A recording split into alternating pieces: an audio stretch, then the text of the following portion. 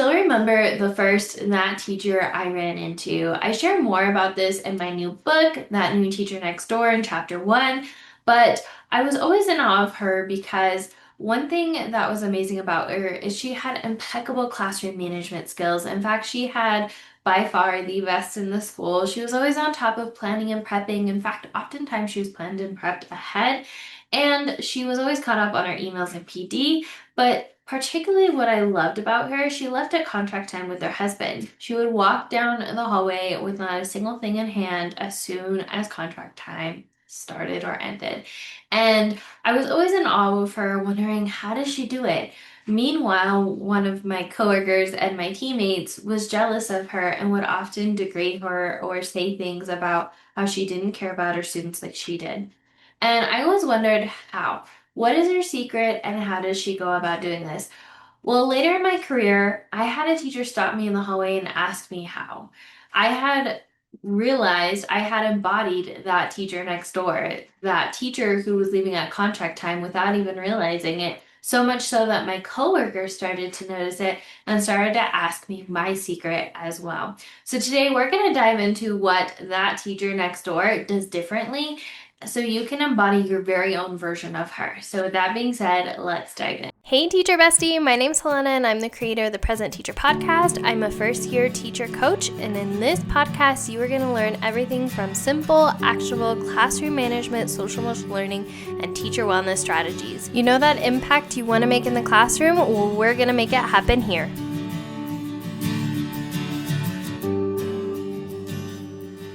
So before we figure out the how, let's talk about who is that teacher next door. So that teacher next door is a teacher who knows who they are and the impact they make.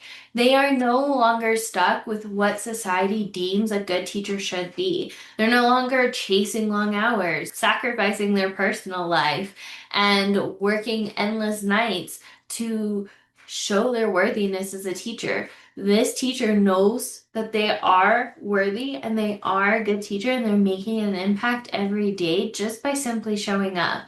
They don't rely on the amount of work they get done to measure their success. They have their very own compass that they respond to and their own definition of success and a good teacher, and they follow that and they ignore what the naysayers and the other teachers might say. They define that on their own. They define what a good teacher is, and they're unapologetically go after that identity and pay no mind to what society or others say. They let go of what others might say or think of them because they know who they are and what they stand for. And if they want, they can be that teacher who unapologetically leaves at contract time. If that's something that teacher next door wants to do, they do it. If they are somebody who doesn't want to grade papers at home, they figure out a way to do it during school hours. They show up calm because they know student behavior doesn't define who they are as a teacher and their worth. And it's up to them on what their worth is as a teacher and what it's measured by. So, with all that being said, now that we've discovered and talked about what and who that teacher next door is, ask yourself or imagine you're walking into your classroom 5 years from now. Who are you? How do you move about your day? What do you care about? What do you no longer care about? And what is it like to be in your presence? Don't think about societal norms, what you would be doing, but if you could picture yourself as the perfect teacher, the teacher you're meant to be 5 years from now, what is she or he or they like? What are they doing? What are they embodying? What is it like to be in their classroom? How are they moving about their day? The second thing we're going to talk about is now, how do they do it? How do they get from the overwhelmed, overworked, constantly working, trying to prove their worthiness teacher to the teacher who frankly doesn't care and is going after the impact they were destined to make? So the first thing is not luck. If anything, it's systems and figuring out what works for them and running with it. The reality is we're all different. You are going to be different than me. That teacher that I was referring to at the beginning of this content, she is different than me, and her systems are going to look different than mine. But the reality is they no longer tie their worth to whether or not a system someone else tried work for them. I could have asked that teacher way back when, if I had the courage, what her systems were, and I could have tried them. and they might have not worked for me, and that's totally okay because I'm not her and she's not me. And my worth as a teacher is not defined by whether or not her systems work for me. It's my worth is by the impact I make for my students and how I show up and figure out my own personal systems that work for my classroom. So the teacher next door, they know the right systems are out there for them, and they just get to experiment and have fun and continue to tweak and modify and warp until they find it. The second thing is they're working smarter, not harder. They've let go of measuring your worth by the amount of hours you work and giving themselves permission to let teaching be easy. Because when you're in alignment, when you're teaching from a place of ease and flow, teaching gets to be easy and it gets to be way more fun. And most importantly, going back to that they are no longer jealous of the teacher next door. They are using that teacher as proof of what's possible for them.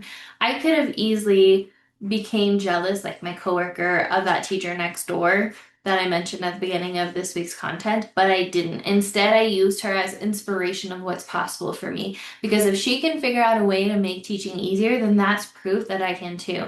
And that's what the new teacher next door is doing. They are figuring out, hey, how can I make this easier? Let me figure out some systems and figure out what works for me and embody that teacher. So here's your action step. Which areas in your life are you letting it be harder than it needs to be? And which areas can you release it to be easier for you? So this could be communication. Maybe you're complicating things too much, or you're second guessing every single email you're sending to the point where it's just obsessive and you're not really embodying or letting it be easy. Maybe it's classroom management. Maybe you are constantly interrupted and you're trying to figure out a way to manage and lead your classroom. So you're following endless strategies online that you don't feel right about using in the first place, and it's just complicated. You're using a complicated system that doesn't work for you, it doesn't feel good. So you're stepping out of your power and your truth and trusting yourself and trusting that you know what's best for you in your classroom. So, what areas in your life are you letting it be harder than it need to be? And which areas are you going to now let it be easier? So now that we talked about how they do it, let's talk about steps to embody that new teacher next door. So the first thing I mentioned earlier, I kind of mentioned it earlier, is you can decide to be jealous of them or inspired by them. So the first chapter I shared about my coworker judging her, that teacher next door, by saying she clearly doesn't care about her students like I do. You have a choice to make. You can either be jealous because they have something you want, or you can thank the world for showing you what's possible for you too. The only difference between you and that new teacher next door or online is that they have had more time to figure out what works best for them. The only difference between you and I is I have had more years of experience or more time experimenting, trusting myself to figure out the systems that work best for me. So, your action step as you move throughout your day, observe which thoughts you are having. Be the gentle observer when you are jealous and not judge yourself for what thoughts you have. Instead, go about it in a neutral tone of, isn't that interesting? Ask yourself, I can be either inspired or intimidated. Which one am I going to choose? So the next thing is to let go of the results. It's so easy when we try a strategy we see online or a mentor that we look up to, if it doesn't work, to wrap up our worth in whether or not that action worked for us or not. I tried this strategy that my mentor recommended, it didn't work, therefore I'm a bad teacher. Instead, move forward with certainty and know that you are on your way to figuring out what works best for you. If you couldn't mess it up, you can't mess it up. No matter what you do, you're going to end up as that teacher you are meant to be. The only way you wouldn't is if you were to leave teaching. So, if no matter which strategies you were to try, you were going to end up there eventually, which ones would you want to try? Which ones would you want to see in that classroom 5 years from now? Your worth is unattached to the results because you are worthy of an easier life and an easier teaching career because you are. Try systems and strategies that excite you, knowing you can always tweak them and make them your make them your own as you go. We talk about alignment here, where when you're excited about something, when you think, ooh, wouldn't that be easy? Or ooh, wouldn't that be exciting? Or aha, that might be it. Those are often the alignment strategies that I find tend to work for teachers the best. Whereas if you see a strategy online and you're like, well, maybe I should try this because nothing else is working, or they said I should try this and they're the expert, so I might as well do it. Those strategies typically aren't the ones that are in alignment with you and are going to get you to that end result faster. So here's your homework. Ask yourself, do I feel worthy of an easy life in teaching? And what comes up for me when I think about letting teaching be easier?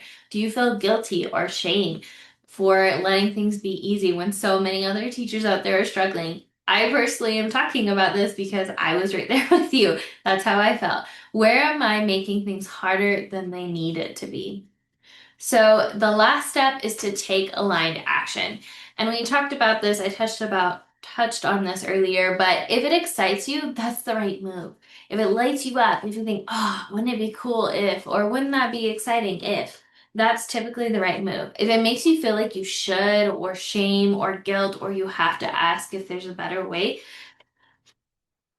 that's typically out of alignment. So, looking back at all the aligned actions that I took so far to get to where I am today, not only in teaching but in life, to conceiving and managing infertility issues, to starting my business, they were all actions that excited me, that lit me up, that were slightly out of the box. I've done strategies in my school that nobody else was using, that other coworkers told me not to, but I did it anyway, and it ended up getting me that much closer to having the classroom I always dreamed of having.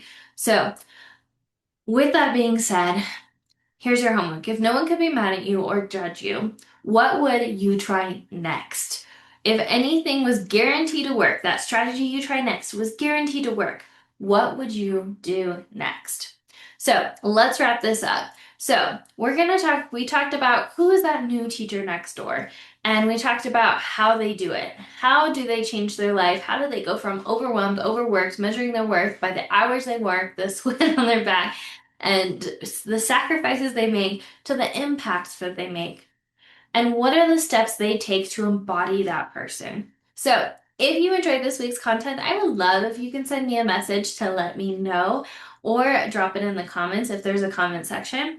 Here are your next steps. If you really liked this week's content, honestly, this is an exact overview of everything I talk about in my new book, That New Teacher Next Door. That New Teacher Next Door is a book that honestly, she's controversial. She's rebellious. She's an overachiever, and she's stepping out of societal norms on what a good teacher is and finding her path. It combines short stories with practical strategies to get there. And it's all about shifting identity and becoming the teacher you were meant to be. So if that's something that excites you, definitely go check out that book. And what I love about it is anybody who accesses that book will get access to a 3-part training to leaving at contract time if their version of that new teacher next door so chooses to have that as part of their identity. That is also included as a thank you for being someone to join me on this journey. If you want to take a step further and you're somebody who is wondering, how do I maximize my time? I'm tired of measuring my worth by the amount of work I do, and I'm ready to step into and embody that teacher who knows what she's doing, manages her time, and works smarter, not harder. Definitely grab that guide, because that is all my top strategies, or my top 10 strategies when it comes to maximizing your time as a teacher. And if you want to take it a step further and you want more video community support to embodying that new teacher next door, make sure to check out the Present Teacher Circle, because it has a framework that takes you step by step how to transform different areas in your teaching life. Things like classroom management, data and grading, planning and prepping, organization, communication, all of these are covered in there. And what I love about it is it's step by step by step, and it builds off each other. So you have a different emphasis each month or each module that you can dive into at any time. All right, that wraps up today. What was your biggest takeaway from this week's content? Let me know. As always, remember, we are stronger together, and I'll see you in the next one, Teacher Bestie. Bye. Thank you so much much for joining me on today's episode. I hope that you were able to take away some value that will help you thrive inside and out of the classroom. It would mean the world to me if you could take 5 seconds right now and leave a review on this podcast. And if you found this podcast especially helpful, make sure to take a screenshot of this episode right now and tag me on your socials to let me know you're listening. As always, remember that we are stronger together with all the love in the world, Helena, aka the Present Teacher. See you next time, Teacher Bestie!